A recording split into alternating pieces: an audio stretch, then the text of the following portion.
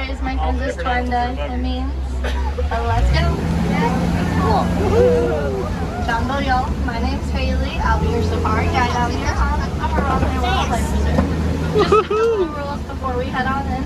We do need to all remain fully seated during our entire safari and keep all hands, arms, feet, and legs, of course, inside the vehicle.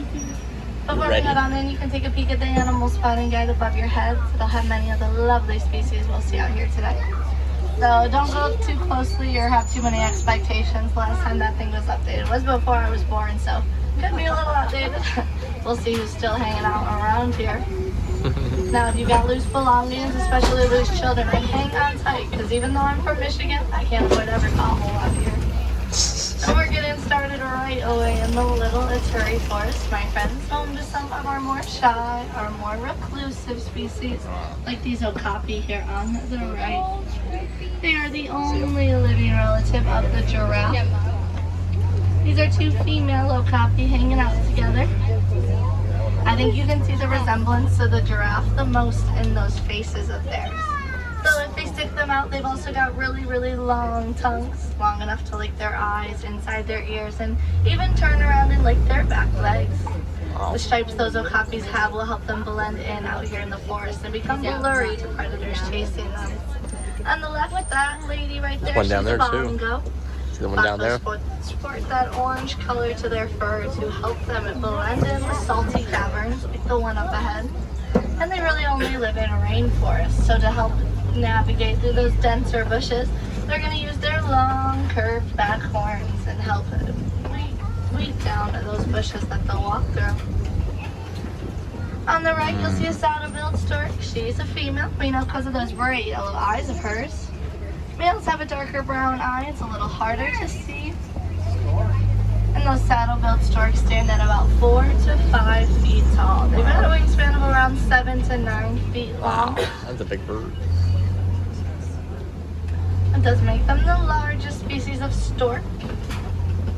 Now they do mate for life, so when that lady finds a male that she prefers, they will be together for their entire life. And they'll often live in just one single spot out here in the forest. And lastly, out here on the left, those greater kudu up on that hilltop. They are kind of like the deer we know back at home. Greater kudu eat many different types of foliage, live in many different ecosystems, and they typically gather in moderate-sized groups together.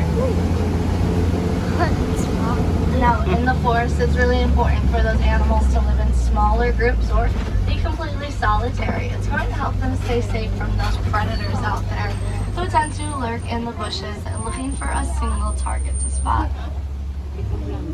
Our next stop out here, though, it's the Safi River, and we're teaching you a little Swahili. Safi means pure in Swahili, so this is our pure river. On the right, we've got all sorts of birds keeping it that way, like the pink-backed pelican, who get their name from a pink stripe along their back that's a little more vibrant in their mating season. They are a smaller species of pelican, but their wingspan is still 7 to 9 feet. And we've also got all sorts of black vultures. They are going to help keep these spaces nice and clean.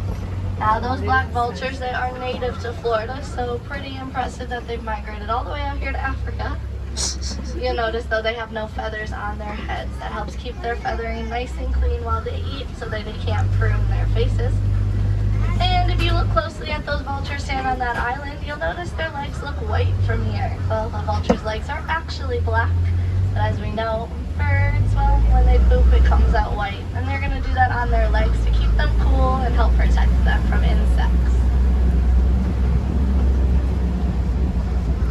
Now, I'm not seeing a whole lot more activity out here in the river during these hottest parts of the day. It is a little bit slower out here as our animals are starting to slowly wake up as that sun slowly starts to set. Looks like up ahead, though, we'll get lucky with some Nile crocodile off Yeah, to look your at that left. big boy. They are the second largest species of crocodile in the world and the largest reptile out here in Africa.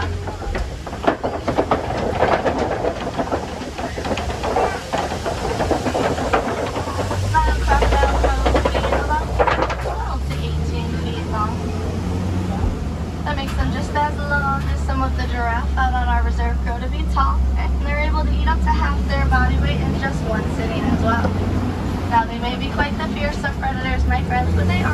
loving mothers. I say the same thing about my own mom back at home. Inside those Nile crocodiles' mouth, it is super warm. It's like a natural incubator in there, and those Nile crocodiles are actually going to store their eggs inside their mouth to help warm up those little babies. And when their eggs get close to hatching, well, they'll roll them around, and their saliva will help to break down that hard outer eggshell, which will make it a little bit easier for those baby crocs to hatch. Once those little crocodiles do hatch, they come out very, very small, sort of like tiny little lizards. Mama crocodile will store those little babies inside a pouch in their lower jaw. That's how they'll keep them nice and safe around here.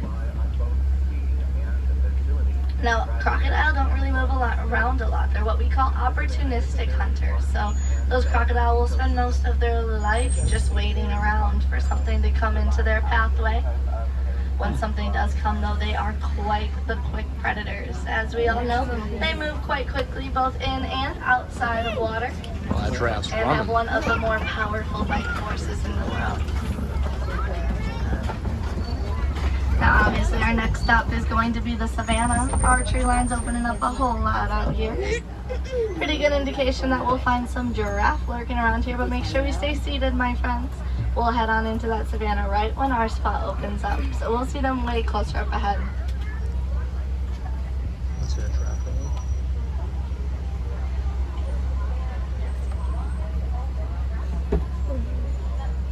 Now, most of our animals out here are going to live in pretty large groups together. So once we head on in, we'll probably find all sorts of animals clumping in those larger groups together. I'll do my best to point them out as we go and stop for those ones that are most important to you and I.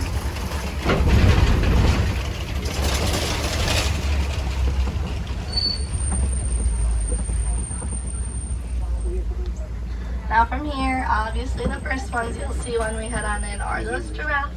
They are the Maasai giraffe, not the reticulated like that animal spotting guide says. Do not worry though, we'll get a way closer view of those giraffes as we turn the corner and head on in, and we'll get to see them really, really close. But for now, we're going to talk about these two species we'll see right as I turn this corner. First, the Hartman Mountain zebra, and second, the tiny little springbok, which are actually my favorite animal out here. Those little springbok only stand at about 2 to 3 feet tall, but they will jump 6 feet straight in the air and 13 feet across from a standing position. It's a motion called pronking, and springbok pronk to show emotions, evade predators. They also run 55 miles an hour, which makes them one of the top 10 fastest animals in the world. And then of course the zebra. Those black noses means they are black with white stripes. And just like their name, Hartman Mountain zebra suggests, they are going to make migrations across large mountainous ranges out in Africa. So their heart is 2 times the size of the other 2 zebra species' hearts, which will help them breathe in those lower oxygen levels. From here, we'll get a close glimpse at one of those gorgeous Maasai giraffes. He's got a much more jagged and irregular edge to his spots than other giraffe species like the reticulated have. And of course, the wildebeest, they're hard to miss. They are the second most densely populated animal in the entire world, second only to you and I. They migrate in groups of up to 1.5 million wildebeest at a time. Those groups are so large, we can often see them from the International Space Station. And they are crucial to the ecosystems around the savannah. Their hooves help churn all of the soil out here. Now on the left, my second favorite animal, this gorgeous hyena. She is a female, and she is a spotted hyena specifically. Now, these animals unfortunately have a really bad reputation due to a certain movie. I won't name its name, but it starts with the and ends with King. Anywho, thanks to that movie's reputation of these hyena, unfortunately they are heavily poached or illegally hunted now, as they are seen as pests. However, hyena are crucial to their ecosystems. They keep these spaces nice and clean like vultures do. And those hyena do 50% of their own hunting. They are not related to cats or dogs. Their closest living relative is a mongoose, which is a sort of weasel. And a group of hyenas is called a clan. Now those clans are female dominated. Every single female in a clan of hyenas outranks even the highest ranking male. On the left, we've got some sable antelope, the emblem of our reserve. Those ladies are very, very territorial, and they've got some pretty sharp, pointy horns that even those hyena won't mess with. On the right, that giant antelope right there, that's an eland. They are the tallest, heaviest, and slowest antelope out here, standing at about 6 to 8 feet tall at the shoulder. There's another eland off to your left, drinking alongside these giraffes. And of course, some more Maasai giraffe, including our youngest, the one on the right there. Like I said, they've got a much more jagged and irregular edge to their spots than other giraffe species do. And their spots go all the way down to their hooves, while many other giraffe spots will stop at their knees. Now, these giraffe will spend most of their day standing and particularly eating. They've got to eat a whole lot to maintain their body weight, and over time as well, help maintain their energy so they can complete migrations. Off to the right, you'll see that giraffe out there. He's going to use his tongue to try and reach up into those trees. A giraffe's tongue can be as long as your forearm, my friend, and they'll use it to wrap around the branches that they want and pull those branches into their mouths and eat. Their tongues are prehensile. They also have a darker blue or purple color. That's just to help avoid sunburns. Now here on the right, we've got some Ankoli cattle in the bushes. They've got horns that grow up to 6 feet long. Though don't worry, they're not a headache. They've actually got a honeycomb-like structure on the insides. Those Ankoli cattle circulate their blood through that honeycomb-like structure. And in doing so, since the bone is a cooler temperature than their body, it cools down their blood, and over time that cooled down blood recirculates into their body, cooling down their entire body over the entire day. It's kind of like a built-in air conditioner for those Ankoli cattle. They also go by the name Watusi cattle. It's based on those folks that originally domesticated them. And they were domesticated as a sign of wealth, not as a food source, as they migrate alongside many of the other species out here. That means they are a pretty lean animal.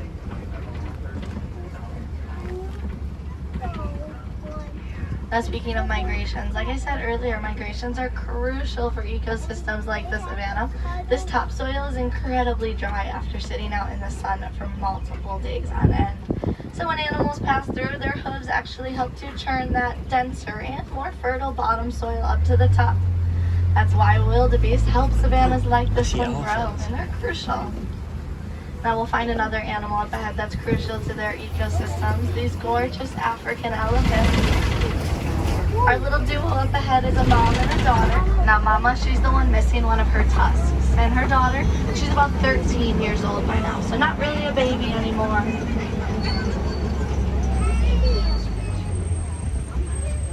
Take a peek at them, at least the little one up front.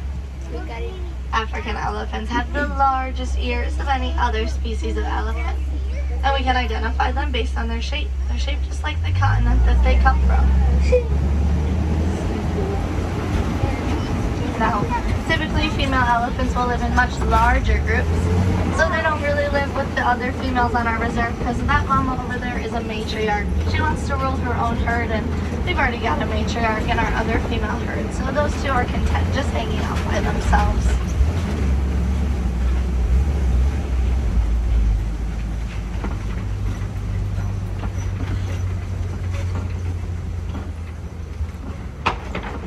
We'll go ahead and see if we can find any more of these elephants up ahead. Now they'll still communicate over some really far distances. Those giant ears come in handy for many different things. Now, elephants are talking most of the day, but our human ears can only pick up about 20% of the vocalizations they make. The other 80% are too high or too low of a frequency for us to be able to hear. And they'll communicate over about 2-mile radius so that everybody in those herds can find enough food. So each and every elephant will eat 300 pounds of hay, grass foliage, and red clay like this stuff here on the right. Now that red clay provides essential vitamins, nutrients, and minerals to these elephants' diets, but also the other 300 pounds of food they eat are fibers, and well, even an elephant needs a little digestive support at times. Luckily, red clay is a natural laxative out here, kind of like drinking their daily cup of coffee. course, the elephants use their tusks to dig that red clay out, and they'll use those tusks of theirs on trees like the baobab trees just up ahead as well.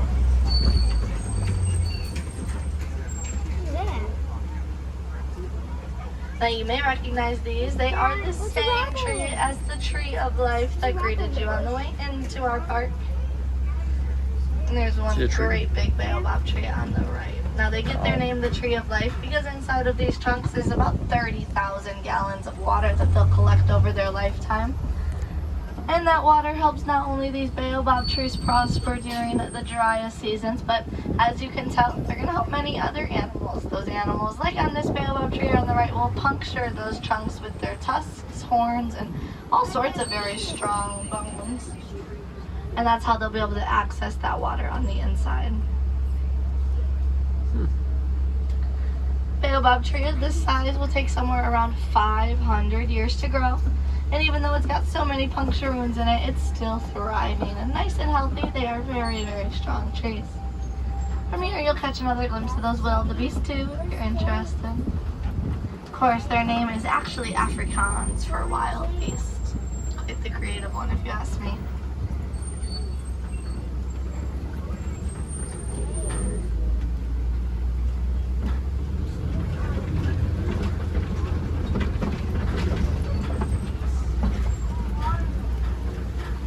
Not a duck. Why do we want it?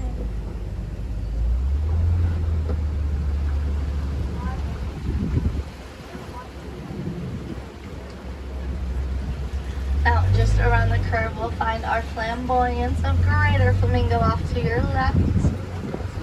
Greater flamingo are the largest of the flamingo species. That since they're the largest, they're actually the lightest shade of pink. You'll see a few flamingo closer to the edge over here with those dark gray feathers on their necks. Those are the adolescents.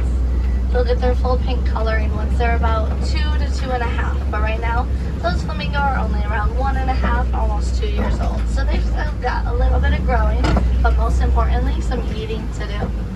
A flamingo develops that pink color over time through the brine shrimp they eat. So those greater flamingos will have to eat a whole lot of brine shrimp to develop their pink coloring. Now friends, we're getting super lucky up here and we'll do our best to keep our voices down near these white rhino. I think we might even get to see one wallow around. Now they'll roll in this mud, which we call wallowing. And that's going to help them protect their skin from sunburns and insects that may bug them. I think that's what she's going to do. Now this little rhino in front of us, this is our youngest on the reserve. She is 1.5. She turned 1 back in November. And she's a mama's girl. She is always right behind mom. We've got 2 other little ones around here. Our other middle child, who's also 1.5. He's only 2 months older than her.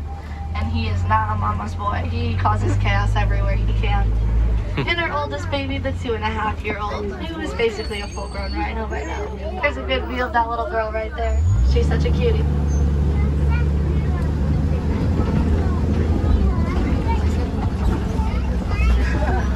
I thought she was gonna wallow, but it looks like it's just nap time, really. Oh, there she goes. Gotta protect that skin, of course. Even a rhino can get a sunburn. Now those white rhinos are the 2nd largest species of rhino in the world. They'll grow to be up to 6,000 pounds. And they are the most social as well. We always ask you to keep your voices down around them because, well, when they charge, they can't see in front of them. That's why a group of them is called a crash. Wouldn't want us to be the thing they stop with. Now we do have a few cheetah laying down in this little field up ahead. These ladies are up in the right-hand corner. One of them is flicking her tail. She'll be the easiest to see. See him? See the other one in the bushes over there? Cheetah aren't the fastest land mammals. They reach speeds of up to 70 miles an hour. However, they are sprinters, not marathon runners. Those ladies only reach those high speeds for about 20 to 30 seconds before they're going to have to stop and catch their breath. They'll use their camouflage like that one was back there to blend in with their surroundings and get the jump on their prey. Cheetah will also hunt during the day. They don't want to take on any other large predators that hunt at night, like this lion here on the left. What a great view of our male lion around here. Our pride consists of him and 2 ladies. That mane on his head weighs an extra 40 pounds, and it's like a shield for his head and neck. You know why they hang out up Protects there? him against any other males he has to Because they have challenge AC to in the keep control rocks. of his pride. Hopefully we'll see those ladies around the curve, but we never know. Lions do sleep about 16 to 20 hours a day. Now female lions do hunt for the pride while the male stays back to protect their home. Females are a little more agile, and there are more female lions in a pride, so it's easier for them to gather in large groups. On the right, you'll catch a glimpse of our 3 female ostrich. Now, I think we'll see them more around the corner, but I never know where those ladies are going to run off to. We know they're female ostrich because of their lighter gray feathers. Males have a much darker black feather to them. Oh, it looks like he stood up over there, so you can see him a little more. He's curious what those ostrich are doing, I guarantee it. Well, look at there's the other one. See the female right there? And it's believed that those female ostrich sport that lighter gray feather, so they nest during the day, while male ostrich will take turns nesting at night. You want to do this one again? What? Want to do this again? No. No? Maybe we have to go on. It's alright. Alright. Male lion and female. That's a female. We'll see if we can catch another view of those ostrich up ahead.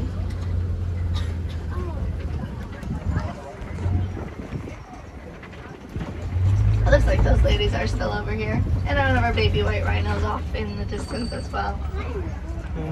Ostrich are the largest species of bird. They run about 40 miles an hour. Too fast in my opinion, but luckily they cannot fly. On each of their feet are 2 toes, and on their big toe is a ginormous talon similar to that of a raptor's claw. And an ostrich's kick is powerful enough to take down that male lion alone. On the right though, you'll find their nest. All 3 of those ladies lay their eggs in that one single spot, and since we don't have a male ostrich, they are unfertilized eggs. They will never hatch. Each of them still weigh about 2 to 3 pounds. Full-grown adult could stand on them. They would likely not break. They are very, very tough and durable out of action.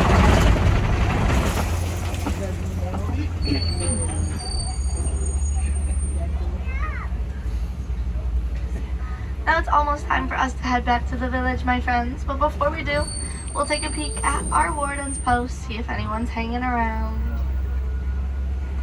I think I see a little bit of activity though.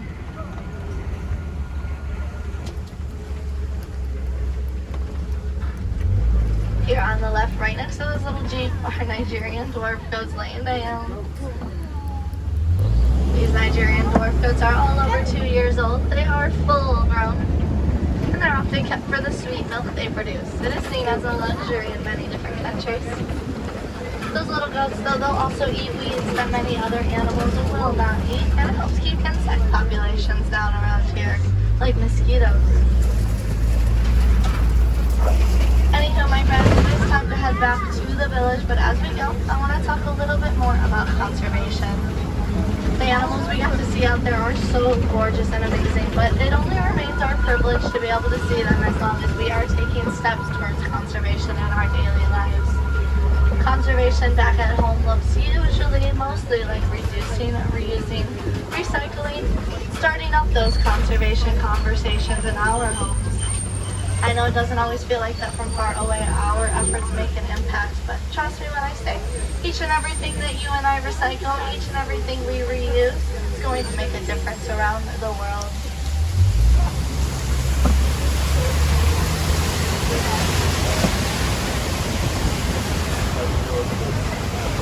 While you explore the rest of Animal Kingdom, take the time you have to learn a little bit more about conservation, especially about some of those efforts that you can make back at home, or maybe even efforts that we're making here at Animal Kingdom to make these animals' lives much more successful.